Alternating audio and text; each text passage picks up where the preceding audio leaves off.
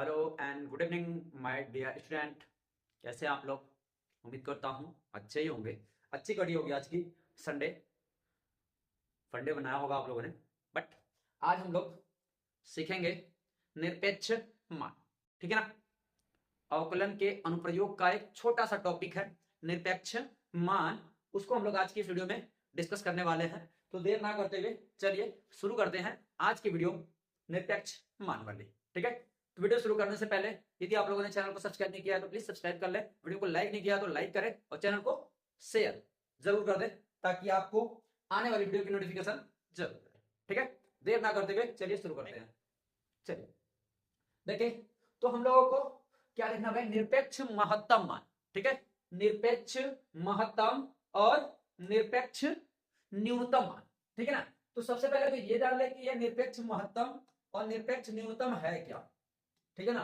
ये जो निरपेक्ष महत्तम है और न्यूनतम मान जो है ये कहते किसको है, होता क्या। ठीक है ना? अगर इसकी डेफिनेशन हम समझ गए ना बच्चे तो फिर ये प्रश्न एकदम आसान हो जाने वाला है। इसको मतलब हल करना ना एकदम हलवा जैसा लगेगा आपको।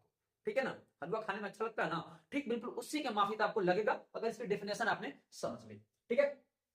कह रहा यदि कोई फलन, एक फलन होगा, ये अंतराल है, जैसा आप लोग जानते हैं भैया ये क्लोज इंटरवल है, बंद अंतराल है। ठीक है ना? यदि कोई फलन बंद अंतराल में क्या है, परिभाषित है, यानी उस अंतराल की वैल्यू आपको इस बंद अंतराल में मिलती है उस फलन की, तो फलन का अधिकतम या न्यूनतम मान या तो ए पर या तो बी पर, ध्यान दीजिएगा, या तो ए पर या तो बी पर होता है या यक्स के उन मानों पर होता है जिसके लिए f dash x is equal to 0।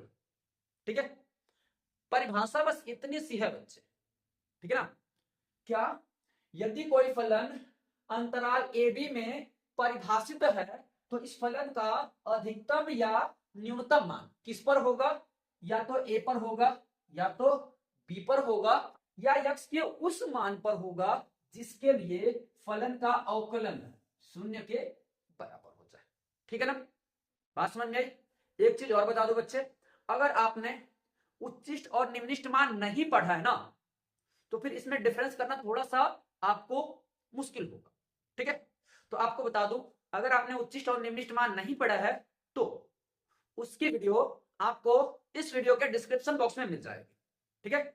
उसको भी आप लोग देख लेंगे क्योंकि वो भी परीक्षा के हिसाब से काफी महत्वपूर्ण है। ठीक है ना? हाँ, एक चीज और बता दूं भाई, ये जो महत्तम और न्यूनतम मान है ना, ग्लोबल वाला ध्यान रखना, ग्लोबल।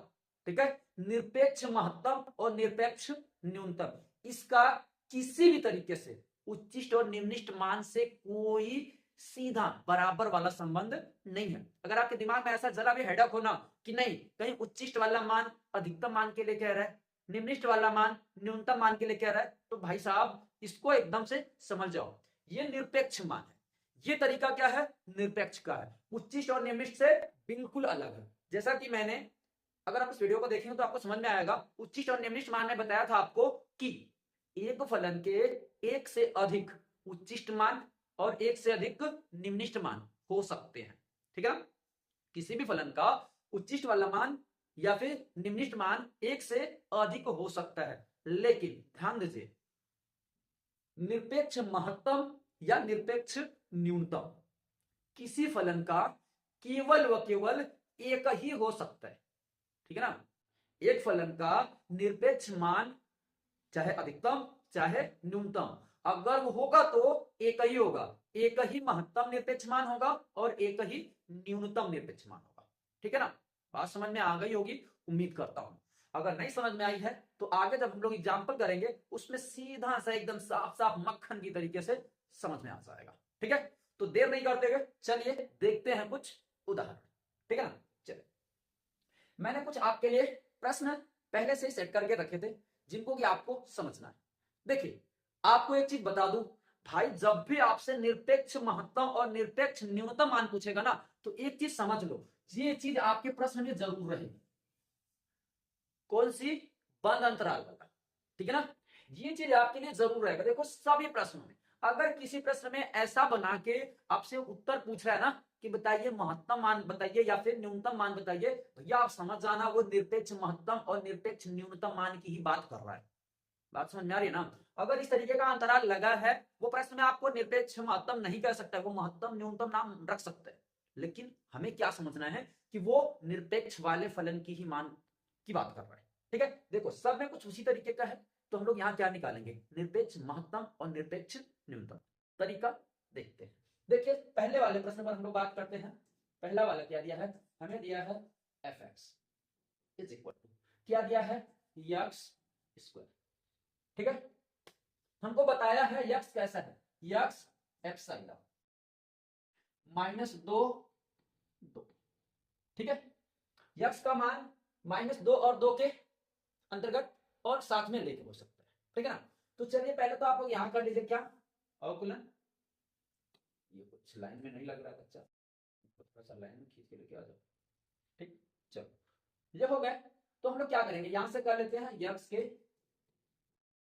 सापेक्ष अवकलन, क्या कर लेते हैं, अवकलन कर लेते हैं। ठीक है, जब अवकलन कर लोगे बच्चे तो क्या हो जाएगा, इधर बन जाएगा f dash x is equal to x square का अवकलन कितना होता है 2x। भाई मैंने बताया था निरपेक्ष के लिए दो मान हो सकते हैं, एक या तो इस 2 पर होगा या इस 2 पर होगा, या फिर उसके लिए जिसके लिए फलन का मान क्या होगा 0 होगा। तो यहां पे हम लोग लिख सकते हैं महत्तम या न्यूनतम के लिए।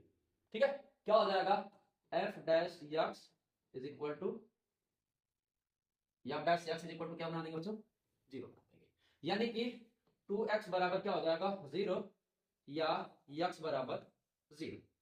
तो अब आप देखो कि x का कितना मान बना, x का मान एक तो हो गया -2 वहां से, उसके बाद एक तो हो गया क्या आपका 0, और उसके बाद थर्ड वाला मान कितना हो गया 2, यानी निरपेक्ष महत्तम या फिर निरपेक्ष न्यूनतम इन्हीं तीनों में से होगा। ठीक है, तो आप क्या करो निकालो वैल्यू f -2 यानी -2 का स्क्वायर, -2 का स्क्वायर 4 हो जाएगा, एक निकालो f 0 स्क्वायर तो 0 हो जाएगा। ठीक है, उसके बाद f2 निकालो तो यह हो जाएगा 2 का स्क्वायर यानी कि 6। जब इस तरीके से मान मिल जाएंगे ना भाई, तो इन्हीं में हमको चेक करना है, जो सबसे बड़ा होगा वो निरपेक्ष महत्तम होगा और जो सबसे छोटा होगा वो निरपेक्ष न्यूनतम होगा। ठीक है, क्या निरपेक्ष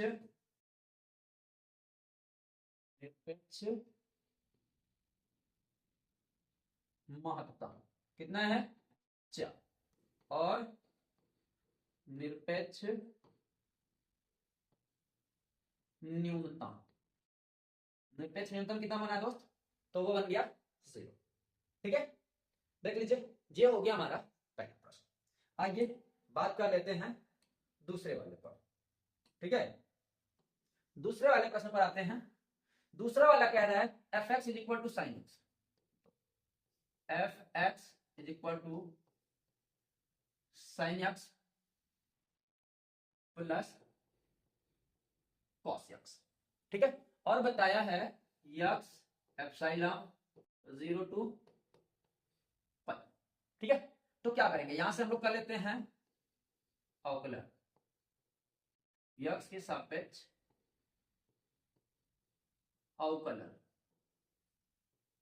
ठीक है, तो बन जाएगा क्या f dash x is equal to sine x का अवकलन कितना करते हैं cos x, और cos x का अवकलन होता है माइनस साइन x। ठीक है, यहां करेंगे क्या f डैश x बराबर 0। इधर आप बता सकते हो, क्या बता सकते हो भाई, निरपेक्ष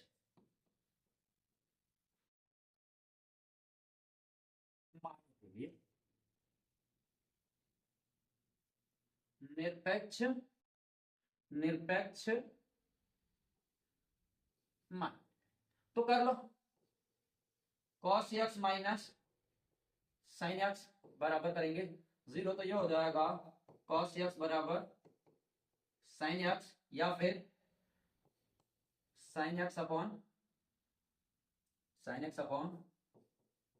cos x is equal to 1, यानी कि tan x is equal to 10। ठीक है, बात समझे। देखो tan x is equal to 10, एक तो हो जाएगा कितना π/4, tan 45 का मान होता है। ठीक है, दूसरा कितने का मान होता है, तो भाई साहब देखो आपको बोला है कि 0 to π के बीच में ही रहना चाहिए। ठीक है ना, 0 से लेके 180 के बीच में ही रहना चाहिए। ठीक है, तो एक तो हो गया 45 अंश, दूसरा अगर किसी का एक पाना है तो वो मिलता है 225 अंश का मान। ठीक है ना, तो हम लोग आगे नहीं जाएंगे, हमें एक मिल गया कितना, x बराबर π/4। ठीक है, थोड़ा सा इनको हम लोग इधर से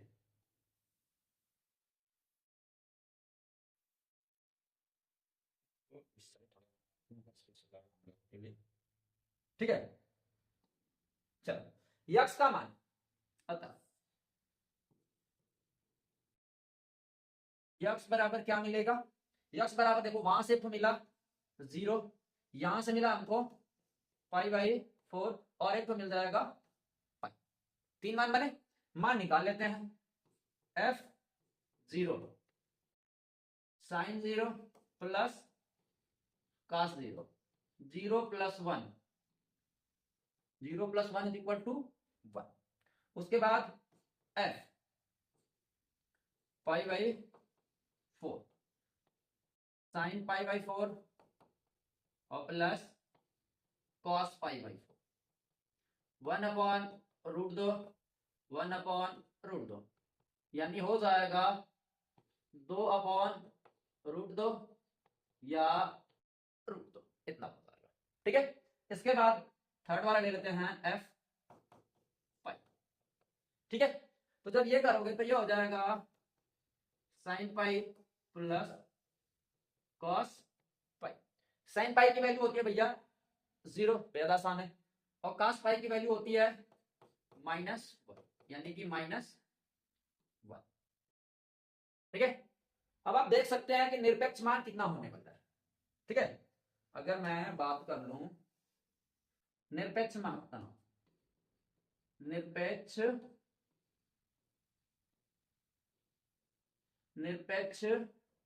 महत्तम, निरपेक्ष महत्तम मान कितना है भाई, देखो एक तरफ 1 है, एक तरफ √2 है, एक तरफ -1 है, यानी कि √2, और निरपेक्ष न्यूनतम, निरपेक्ष न्यूनतम कितना है -। ठीक है दोस्त, समझ में आया। चलिए थर्ड वाले को करते हैं अगले पेज पर। थर्ड वाला दिया कितना हमको, दिया है 2x³ - 24x - 107, दिया है कितना fx is equal to 2x³ - 24x और प्लस 107। ठीक है बच्चे, थोड़ा सा एक बार चेक कर लेते हैं। 2x³ - 24x - 107, ठीक है, और किस पर है वो, 1 3 पर है। ठीक है, यहां से थोड़ा सा इनको हटाते हैं और ये बन जाएगा -107। ठीक है, किस पर, यक्स एप्सिलॉन 1,3 पर। ठीक है, तो कर लीजिए आप यहां से यक्स के सापेक्ष अवकलन। ठीक है, तो क्या हो जाएगा, ये हो जाएगा f' is equal to 2/3 6x² और -24x से बनेगा कितना हमारा 24, और यह अचर है तो बन जाएगा क्या आपका 0। अब क्या करेंगे भाई, करेंगे f' इज इक्वल टू 0। इधर आप बता सकते हो निरपेक्ष न्यूनतम, निरपेक्ष मानों के लिए।